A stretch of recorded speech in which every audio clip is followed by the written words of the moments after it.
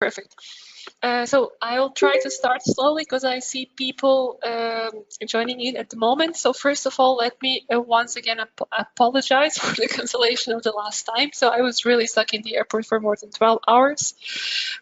All good this time. So you see I'm actually in the NIRx Berlin office. So this presentation is going to be about experimental design. Some of you have already seen some of my talks on this topic. So we have previously done some workshops in Berlin, and this topic has already been touched upon several times. So this presentation will repeat some of the same concept, but it also has some new new advices, let's say new recommendations. Okay. John, you can confirm you can see the presentation, right? Yes, and it looks wonderful. Okay, great. Well, it's the first slide. So what are we going to talk about today? Well, there are basically two big parts. The first one is the theoretical considerations. So how we should design, how should we be designing fNIRS experiments based on, let's say, theoretical considerations on statistical power. Okay, that's the first part. It is generally the most difficult. And then we have a second part, which is really how do we then really integrate. So this is a concept that seems to be very easy, but it gets overlooked very often. So basically, once I have my experiment written in a presentation or ePrime or whatever software you use, how I make sure that the triggers, so-called, are transmitted correctly to my data so I can do my analysis. Okay, so let's start with the initial consideration. So before we even start the experimental design, what do we need to think about? Okay, so the first thing that we need to consider is that we are recording fNIRS using a CV fNIRS device. What does that mean? It's a continuous wave device. That means that we are basically recording only relative changes.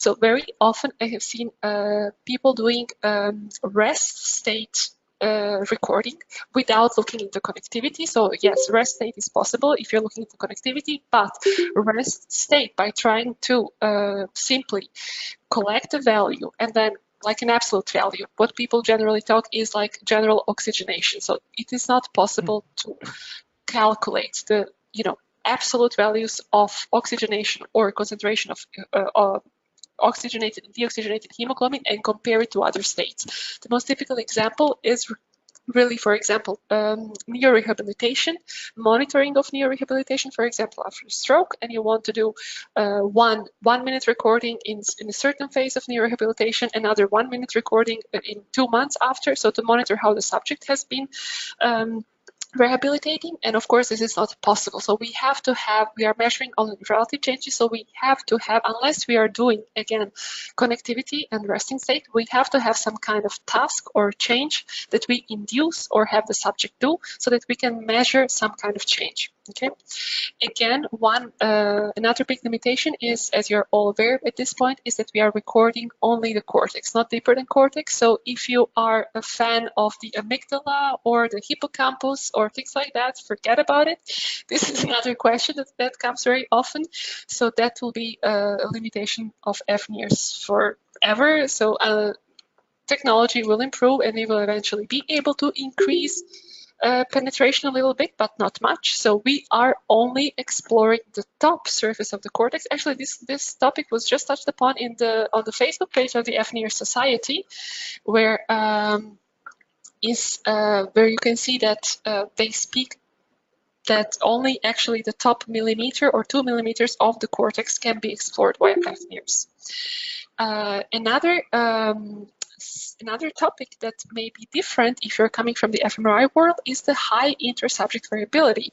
So this is why you may be getting also different results, much different results at level 2 analysis and as compared to level 1, simply because there is a much higher inter-subject variability that is due to signal quality. So in fMRI, unless the subject moves, signal quality is more or less the same.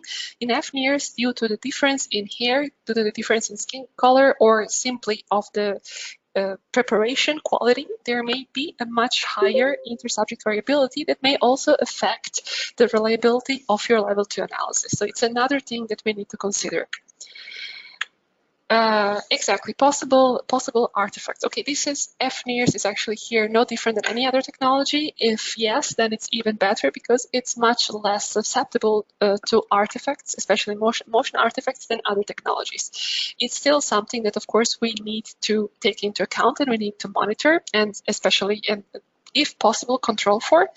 A source of artifacts that we do not have in other technologies are sources of light. It can be sunlight, direct exposure to sunlight. It can be some kind of lamps if you're really sitting directly under the lamp, or it can be, for example, eye trackers. We have been doing actually recording without any problems with most types of eye trackers, but if you have a source of near infrared light that you have in the proximity, you should be doing some tests to make sure that this is not influencing your data and that these kind of artifacts caused by these sources are not mistakenly interpreted as activations or as possible results. Signal confound. So this is again one limitation of fNIRS. So there is a very nice paper by Schockman on this. I'm sure you all have read it or have seen it. So ideally, if we can classify the fNIRS signal based on 3 categories. So is it a signal? Is it a response that is evoked by our experiment or not evoked? Is it a response that is coming from the brain or outside of the brain? And is it a response that is neuronally evoked or is it systemic response? So ideally, or actually when fNIRS started, we treated the fNIRS signal thinking that we are actually measuring only the cortical component that is evoked by the response and that is not systemic, so that it's basically the neuronal response. But in practically, we are actually measuring all these components of the signal. So thankfully now we have tools, for example, the short channels that can help us at least filter out the contribute of the signal that is not coming from the brain but coming outside of the brain. There are also some specific regions that may be more susceptible to this kind of artifacts, to systemic confound, than others. I don't know, probably you're familiar with, there is this paper, it's quite an old paper by Evgenia Kirillina, where she did, I call it the inverse fMRI. Basically, they reconstructed fMRI not from the brain down, but from the brain up. So you can see what you normally don't see in an fMRI because you're usually interested in the brain, and you can see, and they correlated this extracortical signal with fNIRS, and they could see that here on the forehead you have very high responses, what is mistakenly actually interpreted as response, but it's simply due to the proximity of the big 3 vessels that we have in the forehead. Setup time, so this is another consideration. So we ideally want to have a very high coverage. So we, especially we as manufacturer, we always advise to use as many optos as possible to increase the coverage, but disadvantage is the complexity during setup time, especially if you have subjects who have a lot of hair, you know that preparation time increases. You have also some subjects, for example, children, which have only, let's say, a limited time. So, for example, children will lose their patients only after 20-30 minutes, including setup time. So if your setup time lasts half an hour, then you don't have really much time left to do the experiment. So sometimes you have to consider, is the time spent to add the extra optodes worth the advantage you will have by increasing the coverage. Okay, so these are all, let's say, I would say limitations and environmental conditions that we have to consider before we even start to do the experimental design. Then let's say we made sure that we are aware of what we can do, what we should not be doing, and what we cannot do, and now we want to design our experiment. There is this very nice sentence here that I always use. So before you even start doing experimental design, you should think about how you will analyze your data. So think about what is your research question. This has to be, of course, crystal clear before you start the design. Then think, am I able to express my research question as an SPM contrast? If at this point you're not familiar with SPM, that's a big problem. So go back and revise SPM unless you have in mind other strategies for the analysis. So if you know SPM, then think about your research question and if it can be expressed as an SPM contrast. If not, then good chances are that you will not be able to get any significance out of your results. Okay, that's generally very good advice to start with. Okay, so what are our goals? It's basically, as I said before, we need to induce some kind of change. We want to measure a state and we need to induce that particular psychological or physical state. In this case, it's just physiological, but for example, if you're doing sport studies, it can be a physical state that needs to be investigated. And then after I induce the state I want to induce, I have to detect the brain signals that describe this change. How can I do it? Of course, I can control what I will be presenting to the subject and how I will be presenting to the subject, and of course, where I'm going to detect the induced brain signal. So the where part has been already considered in the previous webinar, which was actually knowledge design. So here we are going to focus more on the how part, like how am I going to present my stimuli, so what I can control. So there are two types of aspects that we need to consider, so psychological aspect and statistical. So psychological is generally quite easy. So again, psychological here is because the typical application is psychology. It can be any other application. It can be sports studies. It can be whatever application you want. Statistical is where we actually have problems with, and this is where we focus most of the concepts today. Okay, so these are some of the most common strategies that they are absolutely not restricted to fNIRS. They are common to every neuroimaging modality. So what are my strategy when it comes to the design? These are typical design strategies, like for example, most typical is subtraction. Probably you're also familiar with the common baseline or factorial and parametric design. These are all strategies that can be used in fMRI, can be used in EEG, and they can be, of course, very easily translated back to fNIRS. Okay. The most important thing is always know the limitation of every single design and understand what kind of conclusions you may or you may not be able to derive based on the strategy that you choose. So the most typical example that I can show here is, and I'm sure you're all familiar with it, is a subtraction strategy. So basically we have a task that we want to measure and we have a control. So we basically want to measure, we do not want to measure the common activation effects of the task and the control with respect to the baseline. We want to measure the difference of the task with respect to the control. So in this way, I will have basically, let's call it 3 different states. I will have my baseline and I will have my task and my control task. And then I will do a simple subtraction of the task minus the control. Okay, and so here my research question is, I assume that there are mechanisms that are different in the activation when doing the task with respect to the control. And I choose the strategy subtraction. And when I think of SPM, I think that if my experiment is designed correctly, I will be very much able to design, to express my research question as a contrast. This contrast in this case will be a very simple difference. Okay, so what are the possible designs? Again, these are all concepts that are very well known from other neuroimaging modalities, not only for fNIRS. Block or epoch design, event-related design, and single epoch design. Single epoch design is basically, I'm sorry, there are exactly construction works going on. I hope you don't hear it.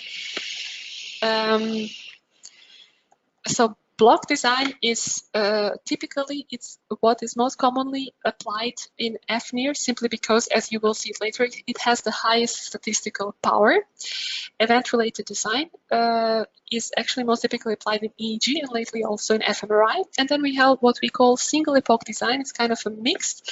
It's a block design, but where basically we can apply only one block, simply because it is not possible to induce this kind of state multiple times. A typical example, if you, for example, if you apply a drug and you want to monitor the effect of a drug, or if you want to, for example, if you study emotions where it is really hard, you want to study the difference between a state of happiness or sadness, and it's very difficult to induce the state of happiness on demand like 20 times for 20 blocks.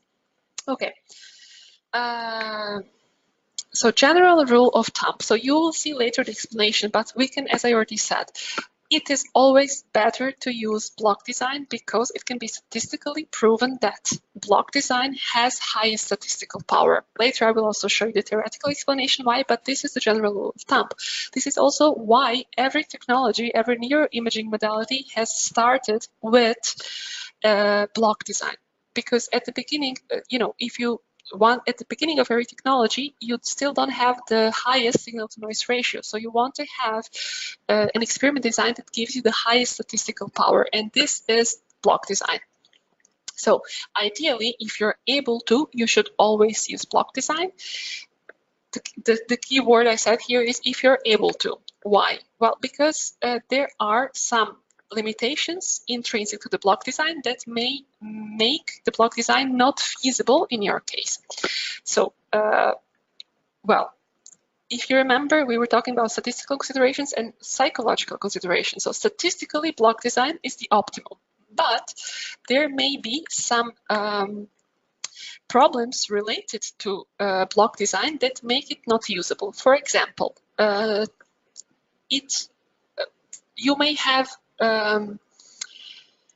predictability. It's the typical example. It's go, no go, right? How can I make a block of go, no go? It has to be the subject has.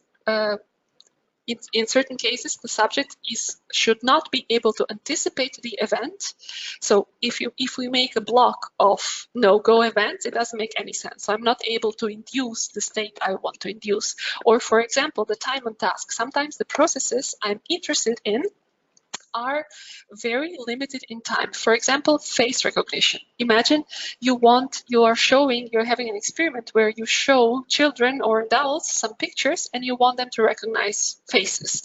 And you know that this process lasts very shortly. So the first 2 seconds, the subject will be thinking of okay, this is the face of my teacher, but then the next thought, oh, okay, this brings me back to my memory of the high school, and then, oh, that were very happy times, so these were unhappy times. So basically your thoughts divagate. Of course, you can try to improve this design by increasing the frequency at which you impose these pictures. But again, doing this in block may not be the best. So there are some limitations of the block design that are not statistical, but rather psychological, that in some cases make it unusable. So this is why we have to switch to the event-related design. But is this feasible at all? I mean, if you take a look at the fNIRS paper, you will see fNIRS papers. You will see that the big majority of them is block design. Actually, if you take a look at the early fMRI paper, you will also see that fMRI also started with block design. Okay, but then it switched into event-related design, and this is where we are kind of right now with fNIRS. Okay, so exactly. So why? The question is it feasible at all to do event-related design? I mean, of course, it is feasible. We wouldn't be talking about it. And how can we, as I mentioned before, so statistically, block design is more powerful, but what can we do? How can we optimize the event-related design to make it have at least a similar statistical power as the block design? So what are our strategies? If we are forced, because of psychological considerations, if we are forced to use event-related design, what can we do to improve its statistical efficiency? Okay, so oops. Early event-related fMRI experiments use long stimulus onset asynchronies in order to allow the impulse response to return to baseline between stimulation. So the main idea here is basically consider the system as a linear system. So we always assume that if you induce a hemodynamic response in block design, we assume that we need to wait for the hemodynamic response to go down. This is why there is a rest period, right? We always say that the rest period has to be at least as long as the stimulation period, because we have to allow for the decay time, which is more or less as the rise time. However, if the system is linear and we can assume it to be linear, it's not necessary to do so. So we can assume that successive stimuli sum to each other in a linear way. So basically, if we have, for example, if we have a series of events in an event-related design, one after the other, we can assume that our response, it's a linear sum, it's a linear combination, basically, of the responses. This hypothesis is true. This hypothesis is actually what makes the event-related design possible with fNIRS. The assumption that even if events are in a succession, one after the other, a very close succession, that the responses are added up in a linear way, and this is why the general linear model is able to distinguish between the different conditions. So this basically means that it is possible to make event-related design. However, there is a rule basically, and the rule, I think it's 2 seconds. It's around 2 seconds. I think here in the audience there are some people doing fMRI research who may be able to know that better, but the hypothesis that the responses sum up in a linear fashion holds true if the SOA or stimulus onset of synchrony, basically the time between 2 successive stimuli, is at least 2 seconds. So if you start stimulating in an event-related experiment with an event frequency faster than 2 seconds, or basically, yeah, half hertz, then it's this assumption is no longer valid. So basically, in that case, GLM should not be used for the analysis. Okay, so theory says we can use event-related design in fNIRS. So why it hasn't been used so far? Well, because it's very difficult to see a response. So we all know that if you do block design and if you do a finger tapping for 10 seconds, you will see a very good response. If you do 2-3 finger taps, you will see no response. That's the idea behind it. It's simply because there is not enough statistical power. Why is that? So I hope there are people among you who are interested in signal theory and in the mathematics behind, because now I will show you some concepts.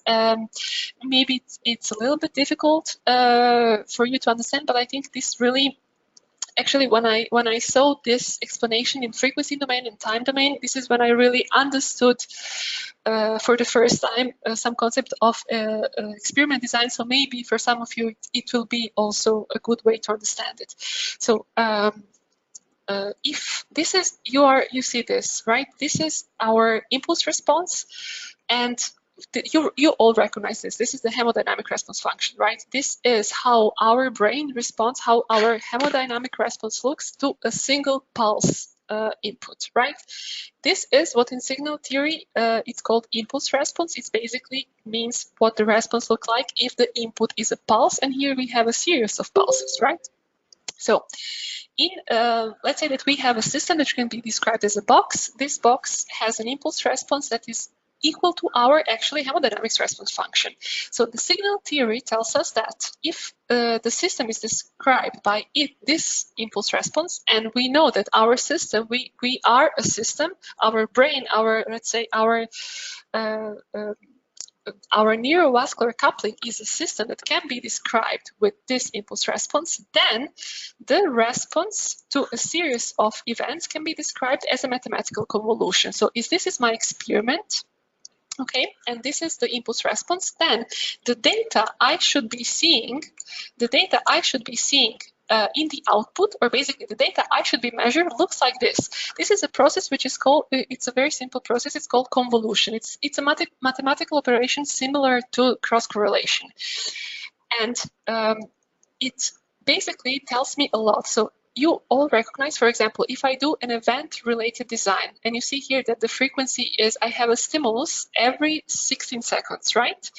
Then the data I should be seeing in the output is this. This is exactly the results of the mathematical process of convolution between the input, which is basically my experiment, right? This is exactly my experiment, convolved with the pulse response. This is my output. This output, the variability, or even let's call it the energy of the output, tells me if my stimulus or if my experimental design is good or not. So the higher the energy, or better, the higher the variability of the predicted data. In this case, you see it's fMRI because the same concept have been validated for fMRI. It's the same for every technology. It doesn't matter. So basically, we can say that the higher the variability of the output, of the predicted output, then the higher the statistical power. So the more chances I have to see the response in my data. So look at this fMRI data here. Look at this predicted data. Is the variability high? No, not at all. You see, it's actually keep repeating itself. Here, it's the same. So there is if we basically just increase the frequency of event-related design, we see that the variability of this signal is actually quite low. So this tells us that the experiment design we chose, it's not actually very good. So how can I improve? We know that we cannot change the impulse response function, right? This is a description. This is how our brain works.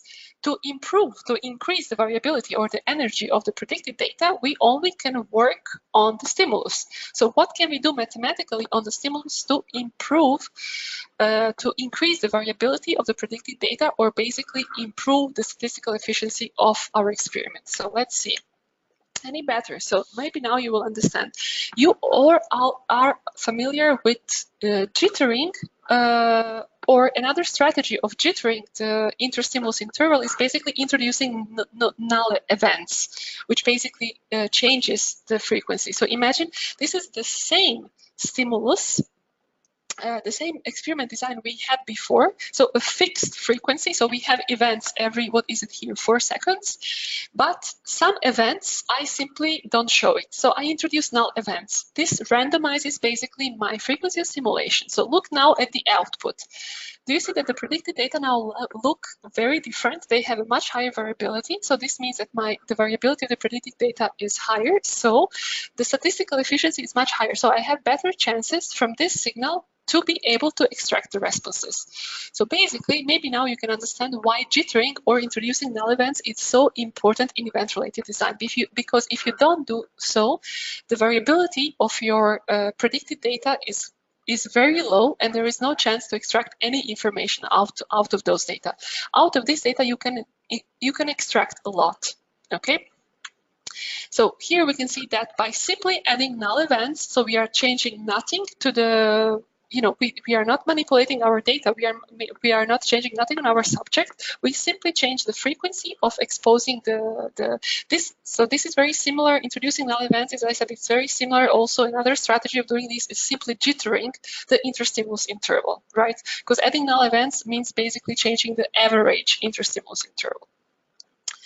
Okay.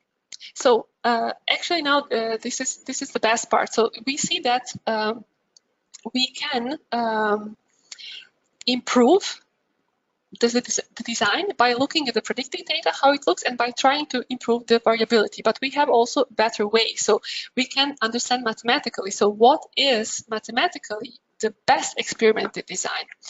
And here we go into actually the frequency domain. Before we do that, let's look into this. So if you remember, I mentioned before that the block design is the design that has the highest statistical power. Why is that so? So actually, look at this signal. This is for a high frequency of events, the block design can be actually approximated as a series of pulses. This is true also mathematically. So you see that here, the stimulus described at the beginning, this is an approximation of a block design. You see kind of two blocks where each block is designed by a sum of pulses happening closely one after the other. We see that the result of the convolution is this signal, which has a very, very high variability. So this is why we can see that the block design is actually, block design has a very good statistical power. Okay, let's go back again to the question. Okay, what is then the design that has theoretically the best, the highest statistical power? I know I'm not sure if you are familiar with the Fourier transform. Some of you, I'm sure they are. If you have any background in signal processing, you are very much familiar with it. If you don't have it, you may have learned about Fourier transform sometimes in university or high school. You may be wondering what is that good for. So today maybe is the day that you use Fourier in a useful way for a good reason. So as I mentioned before, the response of our system, in this case our system is the brain, is equal to the mathematical convolution of the experimental design of the stimulus and the pulse response, our hemodynamic response function. The cool thing about Fourier is that when you Fourier transform everything, or basically if you go to the frequency domain from the this is time domain, if you go to frequency domain, the mathematical convolution becomes a product, right? So if I do the Fourier transform of the stimulus and I do the Fourier transform of the hemodynamic response function, then the Fourier transform, or basically the frequency content, the Fourier transform tells us nothing but the frequency content of a signal, then the mathematical convolution becomes a product. So basically, the frequency content of the predicted data is equal to the products of the frequency content of the experiment and the pulse response. Okay, so it becomes easier. A product is something that we understand better than the convolution, right? So working in frequency may be more familiar with us. But now look at this signal. Okay, look at so this is our pulse response, this is our hemodynamic response function. We already said that this is basically our pulse response that describes the system. How does it look like in frequency domain? Look at this. So basically, it is approximately equal to 1 until a certain frequency, and then it decreases. That basically, it's nothing but a filter. This is a low-pass filter, so all frequency below this point, which is 003, or basically it's a band-pass filter, to be more precise. So this one frequency, which is around 003, is passed. All other frequencies are attenuated, right? So basically, whatever stimulus, whatever design I have, if I do a product with my hemodynamic response function, almost all frequencies will be decreased. Their power will be decreased, besides one frequency. So what is the best design? Well, the best design is the design that has that one frequency that is not attenuated by this filter. So in frequency domain, we can actually look at the hemodynamic response function as a filter. So what is the best stimulus? It's a filter. It's that impulse. It's that function whose frequency content is not attenuated by our pulse response, right? And what is that frequency? Well, look at here. So you see that all frequencies here are attenuated. They are below 1, only this one frequency, which happens actually to be 003. But this comes as a no surprise, right? That the hemodynamic response function is a low-pass filter, right? It's something, imagine you have a neural response, which is very quick, and then after a few seconds, you have this increase in oxy or decrease deoxy. So it's a low-pass filter, right? It's something that takes as input a very quick change and it smooths it down to something very slow. So what is then the best design? Well, it's exactly in frequency content, I have it here. If it's in frequency content, the best design is basically just a pulse at 003, because the product of this pulse with the Fourier transform of the hemodynamic response function does not change the pulse at all. So a pulse, a frequency pulse, or basically a signal whose Fourier transform is a pulse at 003 Hertz, times the Fourier transform of the hemodynamic response function is nothing else but the pulse. So basically this pulse does not get changed when passing through this bandpass filter, which is the hemodynamic response function. And what is the signal whose Fourier transform is this pulse? Well, it's a sinusoid. So a perfect sinusoid of a frequency of 003 is actually our best experimental design. This is basically by definition, the best design, the design with the best statistical efficiency. Okay, So of course, practically, it is almost impossible. How can you make a simulation, an experimental design in a sinusoidal fashion? The only example here I could find is basically changing. If you're, for example, doing it can be maybe even applied to acoustics, but here in this case it's luminance. So if you are doing visual simulation and you want to change the luminance in a you change the intensity of the light in a sinusoidal fashion. Okay, this is actually it's generally difficult because our normally our stimuli cannot be modulated in intensity. Our stimuli are like on and off, right? So unless we can do, for example, I don't know, continuous finger tapping at exactly the frequency of 003 or something like that. Generally, it's either you're exposed, for example, to an image or you are not exposed to the image. So it's generally difficult to design in this way. But there is a lot that can be done. So this is how we can calculate. So whatever I mentioned now, it's basically translated into formulas. So we can, even before starting our acquisition, we can calculate the statistical efficiency of our paradigm. And because, of course, this does not depend on the data that I will collect. It depends only on my research question expressed as a contrast and the design matrix. The design matrix basically depends only on the paradigm, on the experiment. So basically this here, let me show it. This here, the stimulus, the description of stimuli, the time description of stimuli is what makes the design matrix. So to count the efficiency of my experiment depends only on the number of conditions I have, of course, and their time course of basically my experiment and the contrast. So what is my research question? So basically, I'm able, even before I start acquisition of my data, I'm able to calculate. You can find in this article, this is a much simplified version. So here, of course, there are many other parameters that we omit simply because we wanted to show you that the efficiency depends only on this variability here. That does not depend on the data. It depends only on your experiment design and your research question. This is a great tool because it tells you that, you know, even if you collected great data, if the signal quality is great, and if your research question is great, if your experiment design is bad, there is no chance for you to get out any response. So basically, it's not only important to make sure that the signal quality is good, but you also have to build your experiment in such a way that a priori the efficiency is optimized. And this efficiency depends not only on your research question. If you remember the subtraction example, it's basically my contrast in that case is 1 minus 1 because I'm subtracting the control from the task. And it depends on the time.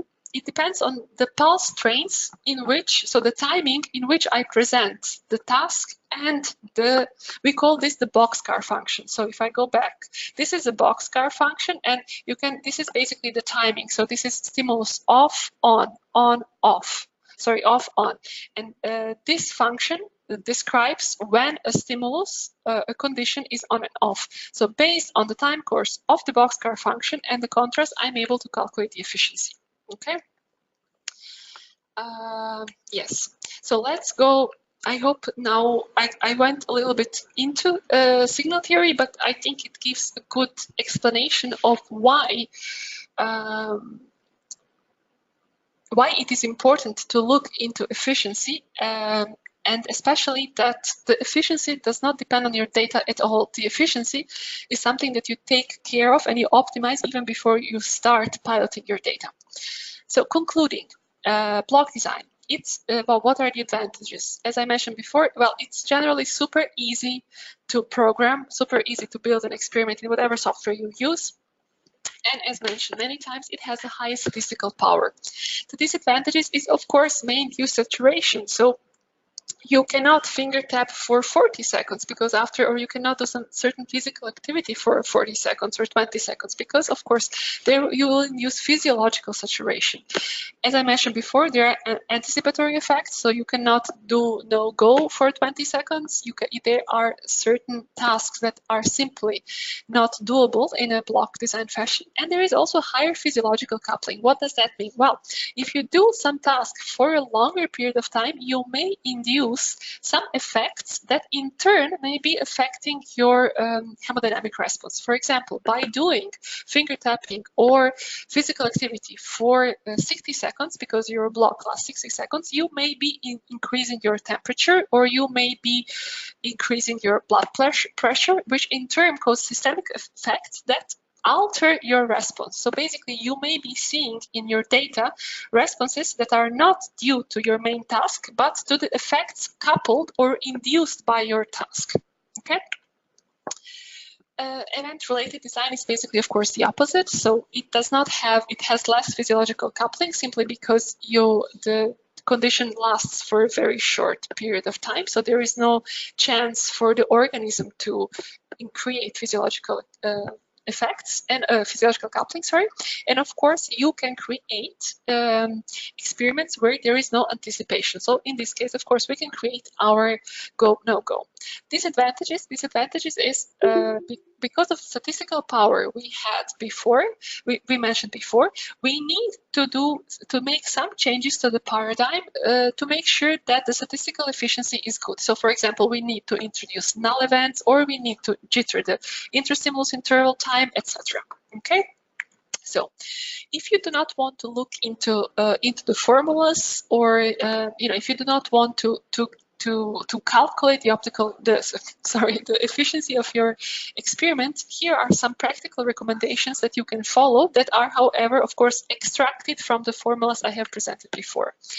So, of course, generally, if you can prove that by putting that into the formula I have shown before, but the more repetitions, the better. Right, that increases. That is why we do more repetitions, simply because for example, even in the block design or event-related design, the more repetitions we have, the better the higher the statistical efficiency. Of course, if we talk about level 2 analysis, we have, for the same reasons, we have to increase the number of subjects because that increases. So in this case, in this presentation, I did not talk at all about the statistical efficiency at level 2 because, of course, in that case, we are changing through another dimensions, which is participants, and at level 1 we are changing the time dimension, right? But you can imagine that for the same reasons, to optimize the efficiency, we have to increase the number of subjects. This is a practical consideration actually that has nothing to do with what I mentioned before. Is basically related to assumptions of GLM, and it's a question that we at support at NIRx get very often. So it's very often researchers are tempted to split their sessions for simplicity into several sessions. For example, you have a battery of 6 tasks and you want the subject to have a rest in between, so you basically record 6 different sessions instead of recording 1 session. And then you want, however, to compare one task with the other. And you want basically to merge the sessions. So this is actually not, I mean, technically, of course, it is feasible, but I don't think it is recommended simply because you are discontinuing the signal. So by merging different sessions together, you are, these sessions will definitely not have the same baseline. So you are introducing discontinuities, and then also when working with GLM, you are assuming that you are messing up with the temporal autocorrelation of the noise. So this is something that we do not recommend. Even if it's not the best for the subject, it is always better. If you want to compare, of course, one task with the other, these need to be recorded within one single session. So without hitting basically stop and record again. This is true if you want to do analysis with GLM. So if you want to make a contrast, if you want to contrast one task with the other that you plan to have recorded in different sessions. If you want to do analysis in another way, it may be still possible. As I said, this is a limitation that I think is intrinsic actually to GLM. As mentioned before, we can do event-related even if it does not have the best power. Its statistical power or better statistical efficiency can be increased by jittering or adding null events. If you look into the formula, what are the best duration, the best amount, the best number of blocks that you should use? The first consideration is to avoid too long blocks, so something over, let's say, 40, 50 seconds. Also because you then land in very, very low frequency, and normally when you analyze your fNIRS data, you would want to use a band, when you do the pre-processing, you want to use a band pass filter, typically 001, 202 Hertz. If you have very long stimulation period, very long blocks, then your experimental frequency decreases a lot. So you cannot use a band pass filter. You can only use a low pass filter. Practically, I think I have it here. No, practically, it works best if you have blocks between 10 to 20 seconds and if you repeat them at least 5 to 10 times.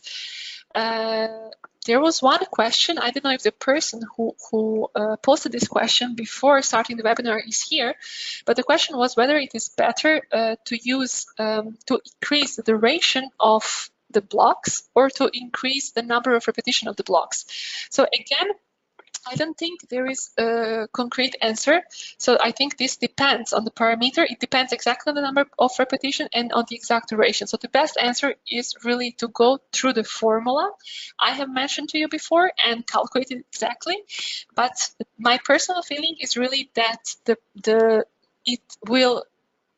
statistical power will be much higher if you increase the number of repetitions and not the duration.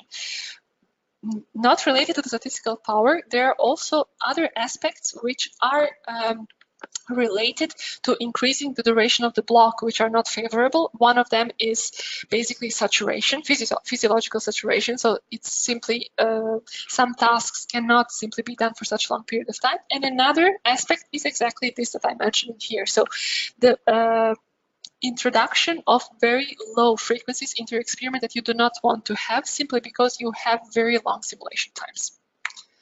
So here you see, just to prove you that event-related design is really possible with fNIRS. As I said, the majority of papers you will find in fNIRS are still in block design, simply because it was the easiest one to start with, but event-related design is possible. So here you see different examples, and you see, for example, a stimulus asynchrony of 30 seconds, okay? And yeah. You see also, of course, the number of trials, the duration, and the stimulus is actually 1 second and then 12 seconds. So it's 30 seconds of stimulus asynchrony. The stimulus per se, it's 1 second and then 12 seconds of rest, okay?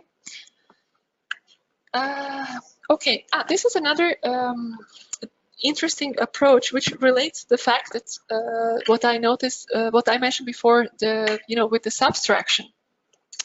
So we generally do, if we have one certain task, let's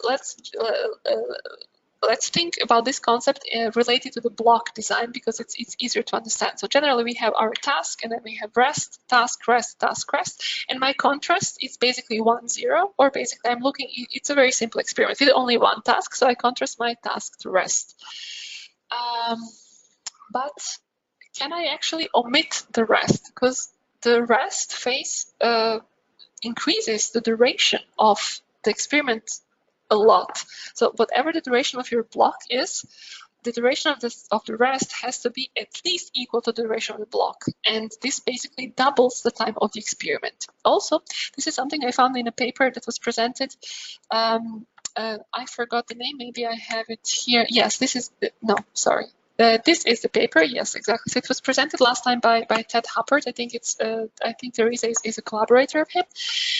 Basically, their problem was not that the rest, not the duration, even though they work with children, so it's always good to have much shorter experiments, but they noticed that children, when they are at their rest, as we know, children are not at rest. So even though they are supposed to be at rest, they were moving. So they actually noticed that the amount of motion artifacts during rest is much higher, and the data were almost unusable than during the task. So during the task, the children were focused, they were doing what they had to do. During rest, they kind of tend to get bored, so they can move or do whatever that is not rest. So in this case, they were not able to contrast the task to the rest, simply because the signal quality during rest was not sufficiently good, so it would not lead to good results.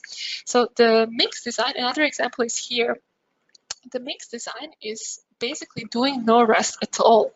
So you are, imagine doing blocks, and you do a block of one activity. Maybe I have it here. Yes, exactly. It's exactly that study with children. So children were exposed to this screen where the screen, there is a bone. So I'm not sure I remember it correctly, but basically their task was to fetch the bone before. There was also a doggy in the video or in the pictures, and they have to fetch the bone before the dog does it. And you see here, these are the trials, right? And if the child catches the bone before the dog comes, then he wins. If the child doesn't catch it, then they lose. And some trials were, of course, set in such a way that the child was always going to lose, right? Because the dog was simply too fast. So you see that these are a block of predominantly win, the blocks of predominantly lose, but you can see that there is actually there is minimal rest in between. So the same is here. So this is actually a nice way of how I told you before that go, no go is a typical task that is not really easy to do in a block design. So here is a design where, this is the paper where they did it, where they actually constructed the typical go, no go task in a block fashion. And every block was basically of go. And the no-go block is basically a mix of go, no-go. So for example, during the go block, they had to press a key for every letter that they saw. And during the no-go task, they had to press the key for every letter they saw on the screen besides one particular letter. And this particular letter was presented with a particular frequency. But the interesting thing for me, actually, for a long time I was not able to understand how is it possible to use such a design where there is no rest. So you have block of go, block of no go, each of them lasting 26 seconds, one after the other, without a rest. And then I understood, okay, this is exactly the same experiment as here, and it's called mixed design. And in this case, we are actually not interested in looking into processes that are common to our two tasks. So we are not looking into what is the activation of go versus baseline or activation of no go versus baseline. We are looking at differences. So this could be, we are looking at what are the differences in the mechanism between the two tasks. This is the conclusion, actually the explanation of that paper, why they opted for this design. And I really would like to stress what they mention here is that care must be taken to ensure that the experimental and baseline control events vary only on the dimension of interest. It is difficult to interpret the basis for the hemodynamic response observed. Exactly, so make sure that the difference between your control and the task is exactly in the one dimension that you want to study. If there are more differences that depends on more variable, then it will be very difficult to study the difference between these two tasks. Okay? Okay, so these were the theoretical considerations. So we learned that there are different types of designs and that they all have their advantages or disadvantages. And let's say that we chose which design we want to go for, and we implemented it. So how do I now make sure that my fNIRS data contain indeed everything necessary from the experiment so that I can effectively analyze my data? Well, of course, we have to know when stimuli were presented to the participant. So if you remember the boxcar functions I was referring to before, we had the pulse response, we had the stimuli convoluted with the pulse response is equal to my predicted data or my measured data, and we have to know, of course, when exactly stimuli happen. So this boxcar function, or basically the time, the onset time of every stimulus or every task needs to be known. This has to be, of course, known with a very high temporal resolution. So very often things are set manually. So for example, the subject starts to do a task and the researcher marks the time manually or sends a manual trigger into the data. This, of course, is not very precise. So for certain technologies like EEG, this would not be even possible because EEG has a much higher temporal resolution, so millisecond temporal resolution, and of course triggers have to have the same temporal resolution. For fNIRS, considering the not so high temporal resolution, there are not really very stringent requirements when it comes to the temporal resolution, but of course it is still not recommended to set triggers manually. Or what sometimes is also done is basically you simply write down the time and then you use this timing information to when you do the analysis. It is always better to connect. This is exactly what we see here. So on one side we have our experiment, on the other side we have our fNIRS instrument. So this connection should not be manual. This connection should not be, of course, the researcher writing down the time of when the events occurred, but it should be automatic. So on one side I will have whatever experiment, whatever software you are using to present the task, and on the other side we have our fNIRS system. So how do we do this synchronization? There are basically two ways. So one is the old-fashioned way. It's TTL. It's a signal that is sent from one computer to the other, and this has a very, very high temporal accuracy, sorry. And the other way, which is actually quite new, is sending triggers wirelessly. Okay, so I'm going to explain a little bit of both. What is TTL? Well, TTL is simply a pulse. It's an electric pulse. It's just an electric signal. Basically, we have our subject, which is the subject is exposed to a stimulus, and every time a stimulus is sent. So let's imagine that this is my computer here. The computer is running E prime, and E prime sends in output, every time a stimulus is presented, it sends a pulse, and this pulse is sent into the instrument. So all our instruments have, of course, a TTL, digital trigger input.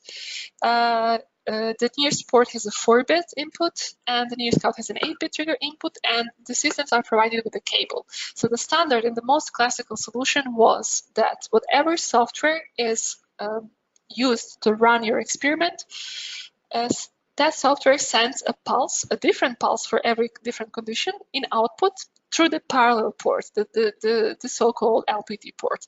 You then connect the trigger cable that you receive with your instrument with the computer running the experiment, okay? So this is how it looks. Basically, you have, in this case, we have two different computers. One computer is running the experiment, so the stimulation presentation. One computer is controlling the NIRS system. Through the LPT port, the stimulation presentation, the stimulation computer is sending a pulse that is then put into the trigger input of the NIRS instrument. The number of bits of the input tells you how many different conditions you will be able to say. So if you have 4-bit, it means that there are 16 different combinations. So you can build a paradigm with no more than 16 different conditions. So this is normally the case. Normally you have only 2 or 3 or 4 different conditions, but in some cases you have many more. So the NIRS Scout Extended, for example, has an 8-bit input, which basically means that you have the possibility to use 256 different conditions. Okay, so this is the most typical setup that was used for years, and that is still used as the most common solution. The problem, however, is that the LPT port is almost a solution from the past century. So the LPT port is the port that was used before for printers, if you remember the old-fashioned printer. So most computers nowadays do not have the LPT port, and this has to be put separately. So how do we use the the TTL solution if we do not have a simulation computer that has an LPT port?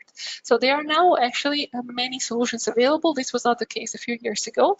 So we use basically the USB port to convert it to LPT. There are simple USB to LPT converters, which we do not recommend at all, simply because the latency is very bad. We recommend to use, if you want to use basically your USB port to emulate the LPT port, these are some of the solutions that we recommend. For example, the cited, before there was the Steam Tracker, now the much smaller and simpler CPOD. I know also that Brain Products has a similar solution, the trigger box from Brain Products, which actually it's much more than this, but it also offers this function. So basically, if you have ePrime, you can connect the CPOD, and ePrime can send, then the CPOD is connected to the computer via USB, and every computer has now USB port. So ePrime is able then to send triggers through the CPOD, and the CPOD then is connected, for example, to the NIRx Scout or NIRs port through their trigger cables.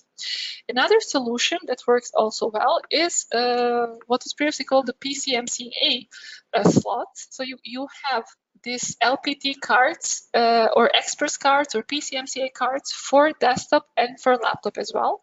So this is also another way to emulate an LPT port, to create an LPT port in a computer where you don't have it.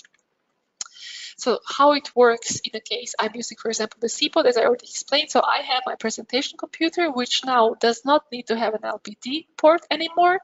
I simply connect the CPOD through the USB port, and I connect then the trigger cable that is provided with, in this case, NIRs Scout. I connect it in the NIRs Scout trigger input port, and on one side and on the other side on to the CPOD. Okay. So what do I do if I'm doing a multimodal experiment? So imagine I don't have only the NIRs Scout, but I'm doing, for example, EG at the same time, or I'm doing TMS at the same time, or TDCS, or whatever other modality. So I want to have this information in other instruments as well. So how do I do? We call it the parallel port replicator, the LPT. This basically splits the pulse into more. So in this case, you can split up to 4. So you can send this pulse information to up to 4 different imagers. So the connection will be similar to the previous setup. So basically, I have my simulation presentation, my simulation computer, which I connect to the CPOD. The CPOD then I connect to the input of the LPT replicator, and then I have 4 different outputs here that are the same, and that I can use. I will connect one to the input of the NIRs Scout, to the trigger input of the NIRs Scout, and I can use the other 3 for whatever other imaging modality I'm doing. So this is a way of synchronizing also your experiment with other modalities that you are using, not only fNIRS. And what about wireless? Okay, so how can I send? This means that both solutions I presented, so using the original, the embedded parallel port, or the emulated or USB parallel port, requires the use of a cable. So now we have nice instruments like the NIRs port or the NIRs port 2 that has just been released, that it's completely wireless. It's a completely wireless instrument that does not require any cable, but hey, to connect the experiment, I do need a cable. So of course this makes, even though the instrument is completely portable and is able to transmit data wireless to your computer, the stimuli information, the timing information of your experiment still needs to be sent via cable. So now we actually have nice solution to send trigger via a network without the use of a cable. So one solution is NIRSIM, which is actually always been supported by us, and the other one is LSL. So NIRSIM, I think you're more or less all familiar with NIRSIM. This is a very basic free software provided by us. It's generally installed together with NIRSTAR, so you all should have it. And NIRSIM, of course, compared to ePrime, compared to presentation, it has a very much reduced functionality. But it's still, however, able to run basic experiments in a very nice and easy way. And the advantage is, of course, that it's able to communicate to NIRS without the use of any cable.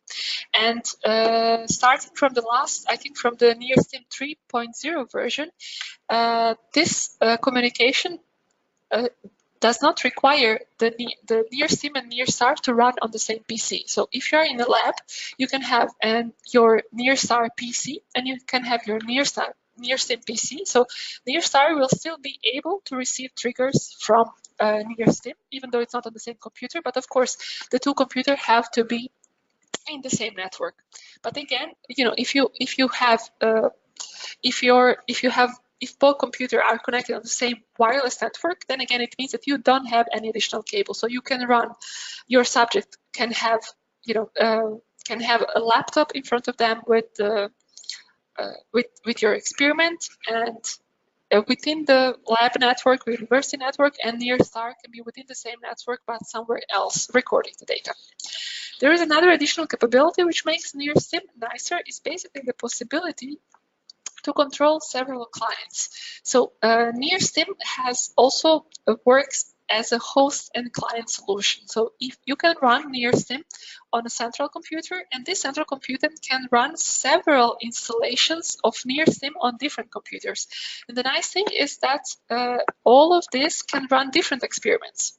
Okay, so this is in the case you are doing some kind of, for example, hyperscanning experiment, or where you have multiple subjects, but not all subjects are receiving the same stimuli. So this can be done easily with this embedded additional capability of NIRStim. This is actually very new, and it was released with the NIRStim 4.0. And again, this does not require, of course, so none of these computers which are connected to NIRS are the same as the main host computer running NIRStim, and the connection is only true by being in the same network. Okay, exactly. So this is how it works. All computers, they are not connected one with the other. There is no physical connection besides the fact that they are within the same wireless or LAN network. Okay, the newest solution, which I actually started to support only recently, basically from the very latest version of NIRS, is LSL. LSL it's a protocol that controls unified collection of measurement time series for different experiments, and it handles basically the synchronization and makes sure that whatever stream is connected using this protocol is synchronized one with the other. Now we find, so NIRS now supports LSL. Even before NIRS was able to basically stream out trigger information, starting from the version 15.2, NIRS is able to receive triggers in. So NIRS was always able to stream data out. So imagine if you're doing, for example, BCI or some kind of neurofeedback, or you have any kind of client application that wants to receive data. So in NIRS, you can activate a streaming of LSL.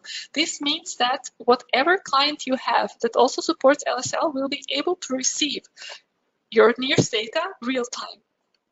But the added functionality is that now NIRS can also finally receive trigger via LSL. So there are several software, I think I have it here, yes.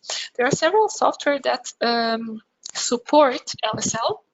For example, presentation or PsychoPy. I think ePrime still does not support LSL, but I'm sure since this protocol is getting quite popular, most presentation software will start supporting LSL. So basically, this means that you have completely wireless transmission. So you have your presentation software running the experiment in front of the subject, sending triggers wirelessly to NIRS. So in this case, for example, we have finally a completely wireless solution. Speaking again about the NIRS Port 2, the completely wireless, now we don't have to have the trigger cable anymore, because we can have our PsychoPy, for example, or presentation experiment that sends a trigger stream out, and then we have NIRS Port 2, but also NIRS Port 1 now receiving triggers. How do we do that? So first of all, you have to definitely download the latest version of NIRS, the 15.2, and then you have, of course, to create the experiment in a software that supports LSL. For now, I know of Presentation and CyclePy, but I'm sure there are many more. So these are the ones that we use for testing. But I'm sure that there are other presentation software that support CyclePy. Then I have to tell NIRstar, okay, listen, you have to be listening for triggers coming via LSL. Okay, so there is this option. If you go in NIRstar, if you go under configuration settings, you will be able, you have to click, you have to turn on this button. So receive triggers, this is generally off, you have to turn this on. And that's basically it. Then you have to tell the stream name. This stream name it depends on the software. So this is something, for example, in CyclePy, I create an experiment, and in CyclePy, I create an LSL stream containing triggers, and I give a name to this stream. So the name of this stream needs to be then set on the receiver side, on NIRstar. So it knows, because you may have several streams. You may be streaming data, you may be streaming many other information. You want to know what is the stream that has the triggers, okay?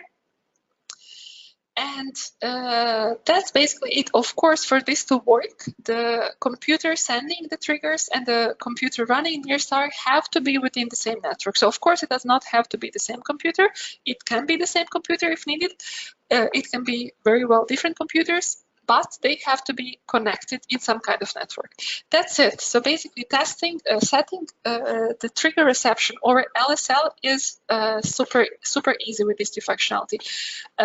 With NIRs Port 2, not sure if you're all familiar with NIRs Port 2, it has a completely different software which is called Aurora fNIRS. The activation, the trigger reception over LSL works just as easy. So again, you simply have to turn it on and set the name of the stream. So here you see this additional setting. If we want to go this much in detail, so basically what NIRstar expects is a trigger stream that sends integers, and it will send integer corresponding to the trigger marker of your condition. If you remember, we mentioned before the number of bits, the number of different conditions. So generally, each condition has a univocally assigned trigger number. For example, left finger tapping is 1, right finger tapping is 2. So this is what NIRstar is expecting, and if it receives these integers, it will save them as such. However, some presentation software, I think it is Presentation, does not send integers, but it sends only strings, basically text. So if NIRstar receives as trigger a text, this is the ID that the trigger marker that it will be per default associated to that condition. Sorry, because of course it cannot get a number from the string. And before you start the experiment, you should, NIRstar and Aurora as well, offer you the possibility to test the connection. So before you start your experiment, you should hit this button, test connection, and this will make sure that the LSL source is on and that NIRstar is able to see this stream. So this is basically it.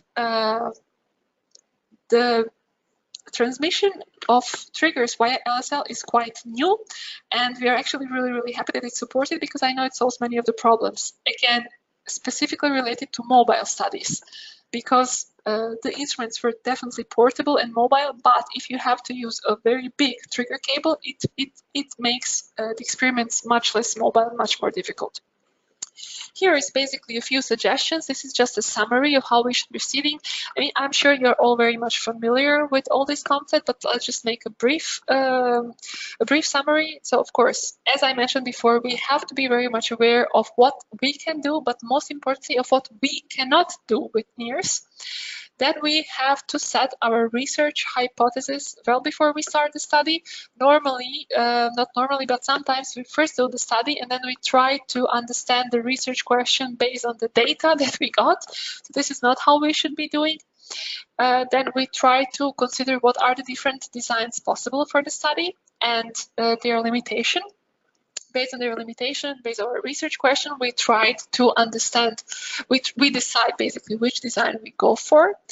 And then we decide, okay, we will go with this experimental paradigm. And while being aware, of course, of its limitations and assumptions, if you remember, for example, if we go with block design, we have to be aware that there will be some kind of physiological coupling, and we have to find a way to control for that.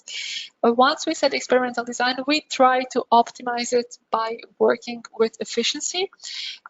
So here there is a different concept that I did not introduce during the talk because it would have been too much. Besides looking at efficiency, we should also make sure that there is no collinearity. So if, depending on how I set my experiment, if my conditions are linearly dependent one from the other, then the design matrix may not be solved. So this is another, maybe if you have questions related to this, we can discuss it offline, or you can come back to us with questions. So you have to optimize the experiment for efficiency. Then, of course, once your experiment is ready, make sure that it is synchronized with your fNIRS instrument. So you have to make sure the triggers are received either wirelessly, as we saw, or in the old way with a TTL cable, as we saw in the previous webinar. So we have to make sure that our montage is correct and that we are indeed covering the region that we want to cover. Before running a huge study, we should, of course, make sure we should first pilot the study. So make sure that on a few subjects we get the signal quality that we want and we get the responses that we want to see. And then, of course, if the pilot study works, then we can finally run the study. Yes, so this is basically it. There was one question that I already actually addressed during the talk, but John, maybe you can chime in. Are you still there, first of all? I'm still here. It was great. Thank you very much. Can you hear me? Okay, it's a different concept doing this webinar. Normally when we do presentations, you have audience and you have feedback from the audience. So now it's like, okay, I'm doing it hoping that people are still there and understanding. And can you hear me, Lamia? Yes. Okay. So we actually didn't have any questions during. I have a few questions, but I'll leave those for our own conversation. They were slightly unrelated. We did have one question prior to the event that I think you were aware of, but it's how to improve statistical power with two options: either increase the number of repetitions with, in combination with shorter lengths of trials, or should you increase the length of your conditions and therefore decrease the number of repetitions? Yes, this is something I already touched upon when we talked about it. So, I mean, the best answer is really it depends on the exact duration and on the exact number of repetitions. So you should definitely run the formula to see what are the results. I'm sure that there are certain values. There is no unique answer. It's really, there are some cases where design will be better. There are some threshold values. So you should definitely try to run the formula on the different designs that you have in mind. But my personal feeling is that the number of repetition is what increases the efficiency. So increasing the duration does not have a stronger effect. So as I said, please verify with the formula. My personal feeling is that to increase efficiency, you simply have to increase the number of repetitions, and also increasing the duration is not recommended for specific reasons, simply because you induce very low frequencies, and also because there are some adaptation and saturation, physiological saturation, that you do not want to induce. Okay, there is one more question. Yeah, are you able to? Sorry? Yes. We did just get one. It's Dr. Stevens from Colorado State. So it looks like she has, and forgive me while I read through this, but you have two motor tasks. Let's see. It does not require stimuli on a screen, so there's no presentation on the screen. Manual triggers are obviously not recommended just for timing purposes and the fact that they go missing. So her question is, what would be your suggestion on how to trigger her different tasks or events?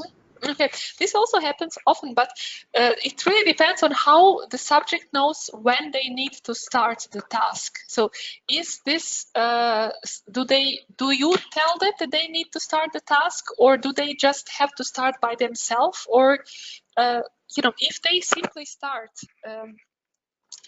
by themselves, and you don't have any information, then that has to be manual. You know, we have also this response button. You can hit in NIRx, you can hit manually, or you can use the response buttons to manually mark the start of the task. But normally, what you mentioned that you have this 2 tasks. Whatever tells the subject that they should start with this task is also the source that you should use to send these triggers to the NIRS team. It really, it's difficult for me to answer this question because it really depends how the task initiated. If the subject decides spontaneously to start this, then there is no other way than do it manually, right? Unless you have some kind of sensors. I mean, I recently seen an experimental setup where subjects are playing chess, okay? And I don't know if they have magnetic sensors or optical sensors, but in the moment they move, when they play chess, in the moment they move their hands, how do you call the chess figures, I guess? In the moment they move their figures, a trigger is automatically sensed, activated by this, as I said, I don't remember if it's an optical sensors or magnetic sensors. So normally you should be able to have ways to do it in an automatic way. So since this is, since you're not able to talk, if you want, you can send us per email a more detailed description of how exactly the subject start doing these kind of tasks, and then we can look for a better solution. Okay, they get a verbal clue. Okay, thank you. Verbal clue. Who is the person doing the verbal clue? I guess the researcher.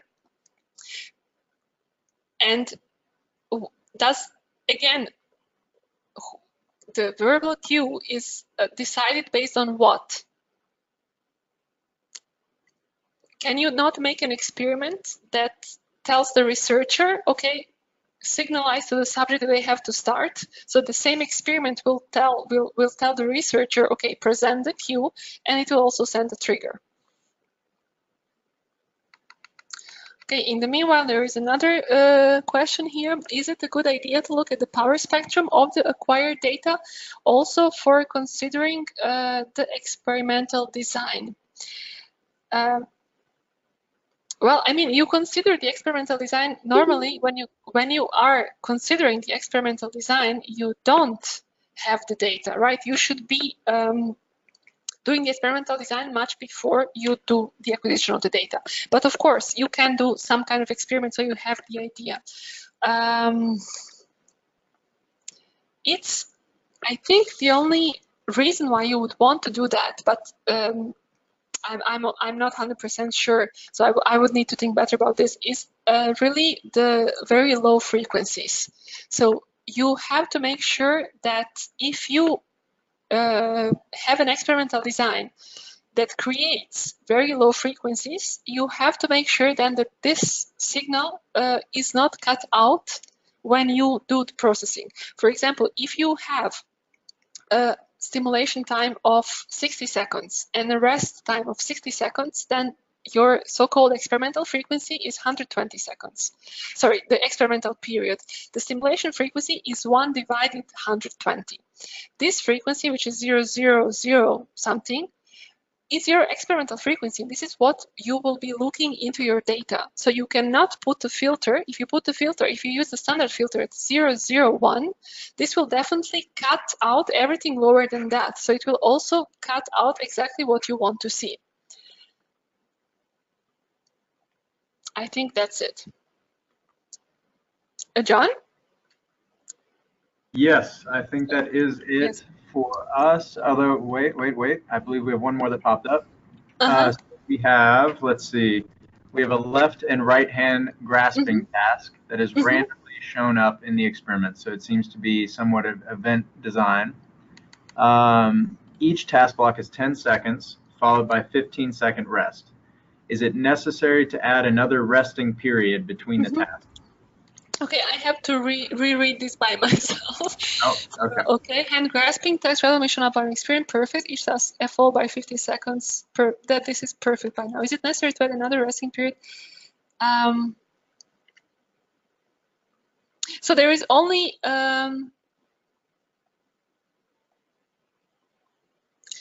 John, are you able to understand this? So between the two different, the left, right, you don't have rest. Rest is only at the end.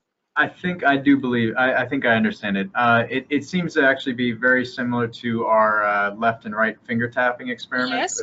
Like seconds of finger tapping, or in this case, hand grasping, and then immediately followed by 15 seconds resting period. And I believe from that statement, it seems that the resting period will follow each grasping task.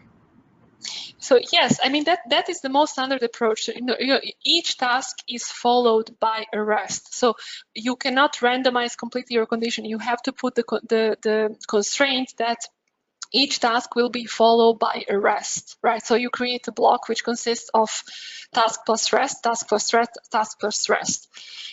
In this case, you will always have 10 seconds of task plus 15 seconds of rest after every task. This is the most standard approach. So in this case, you can evaluate the difference between the task, each task and rest, and you can also study the difference between the two different tasks. What I mentioned also before is if you are not interested into looking into the mechanism of activation between the baseline and the task, you can avoid the rest. So you can put task 1, task 2, task 1, task 2, task 1, task 2. Of course, here there is no randomization. In that case, you can only study, however, the difference between task 1 and task 2. So in this way, you can shorten your experiment, but the only thing that you are able to study is the difference between the two tasks, not between the baseline. So in your case, I think you want to study, activation of left, activation of right, and difference between left and right. So you do have to have a rest period after each block. Okay. All right, that is it. We don't have any more questions. Okay. I would like to mention to everyone who is still in attendance, if you guys do have any more questions, feel free to email support@NIRx.net. And other than that, Lamia, I'll leave it to you. Yes, I mean, of course, this is all. This has been recorded. The video will be uploaded to the Help Center.